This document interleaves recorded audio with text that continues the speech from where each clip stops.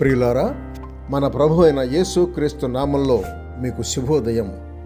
ఆయనను గూర్చి అనుదిన ఆత్మీయ ఆహారం, జనవరి 14 మంగళవారం. నేటి మన ధ్యాన లేఖనం నెహెమ్యా గ్రంథం 3వ అధ్యాయం 6వ వచనం. పాత గుమ్మమును బాగు చేయువారు ఎవరనగా పాసెయ కుమారుడైన యెహోయాదాయును బెసోద్యా కుమారుడైన మెషుల్లామును దానికి దూలములను ఎత్తి తలుపులు నిలిపి తాళములను గడిలను అమర్చిరి. వ్యాఖ్యాన అంశం: యెరూషలేము గుమ్మాలలో క్రొత్త నిబంధన సత్యాలు, పాత గుమ్మం. వ్యాఖ్యాన అంశం: యెరూషలేము గుమ్మాలలో క్రొత్త నిబంధన సత్యాలు, పాత గుమ్మం. వ్యాఖ్యానం: యెరూషలేము కోట గుమ్మాలన్నీ పాతబడిపోయి ఉన్నాయి.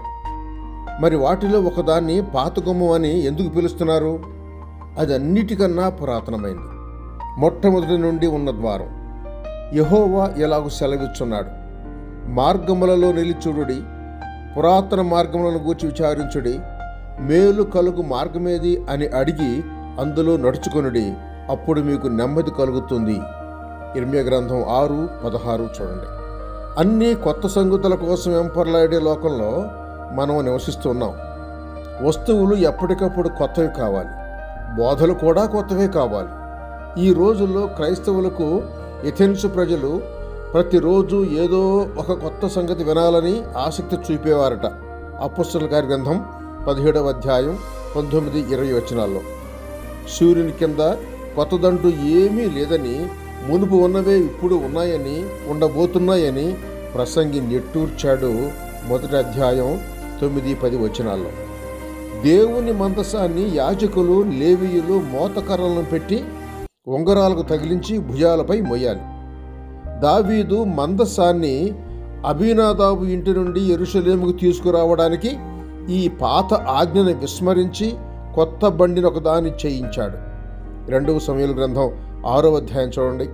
అవును, కొత్త బండి సిద్ధాంతాలు ఈ మధ్య ఎక్కువైపోతున్నాయి. పరిశుద్ధులకు ఒక్కసారి అప్పగించబడిన రక్షణ ఉపదేశాన్ని బోధకులు, క్రైస్తవులు విస్మరిస్తున్నారు. యోధపత్రిక. మారిపోతున్న లోకంలో మారకుండా ఉన్నది యేసు ప్రభు ఒక్కడే. ఆయన నిన్న, నేడు, నిరంతరం ఏకరీతిగా ఉన్నాడు.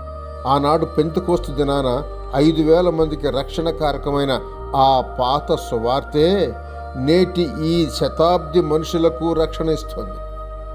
ఇశ్రాయేలు కుమారి, సరిహద్దు రాళ్లను పాటించుము, తోవజూపు స్తంభములను నిలవబెట్టుము, నీవు వెళ్ళిన రాజమార్గము తట్టు నీ మనసు నిలుపుకొనుము, తిరుగుము అని ఇర్మియా గ్రంథం 1వ అధ్యాయం 21వ వచనంలో చూస్తున్నాం. కాబట్టి పాత గుమ్మం నేటి క్రైస్తవ సంఘానికి ఇస్తున్న సందేశం ఇదే. అపోస్తలుల బోధను ఉన్నదున్నట్టు అర్థం చేసుకోవాలని, అపోస్తలులు, ప్రవక్తలు వేసిన పునాదిని మర్చిపోవద్దని, క్రొత్త నిబంధన పద్ధతిని, క్రమాన్ని మరొకసారి వెనుదిరిగి పరిశీలించి ఆది సంఘ విశ్వాసాన్ని, సిద్ధాంతాన్ని మరోసారి స్మరణకు తెచ్చుకోమని, పాత గుమ్మం దగ్గరికి వెళ్ళాలని. యెషయా గ్రంథం 51వ అధ్యాయం మొదటి 3 వచనాలు ధ్యానించండి. శుభములతో వందనాలు.